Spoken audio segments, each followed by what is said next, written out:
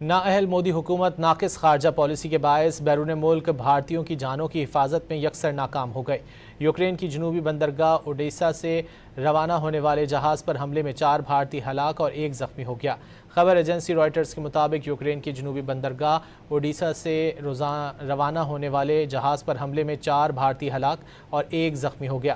روس نے گنی بساؤ کے پرچم بردار جہاز کو کروز میزائلوں سے نشانہ بنایا، جس پر بھارتی عملہ بھی موجود تھا۔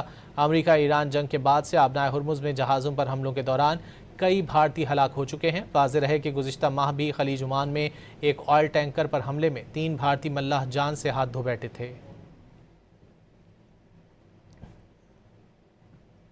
نااہل مودی حکومت ناقص خارجہ پالیسی کے باعث بیرون ملک بھارتیوں کی جانوں کی حفاظت میں یکسر ناکام ہو گئی ہے۔ یوکرین کی جنوبی بندرگاہ اوڈیسا سے روانہ ہونے والے جہاز پر حملے میں 4 بھارتی ہلاک اور 1 زخمی ہو گیا۔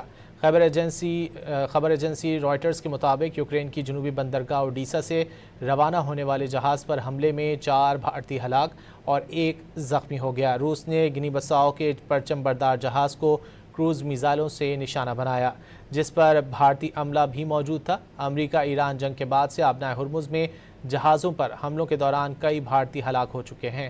واضح رہے کہ گزشتہ ماہ بھی خلیج عمان میں ایک آئل ٹینکر پر حملے میں 3 بھارتی ملاح جان سے ہاتھ دھو بیٹھے تھے۔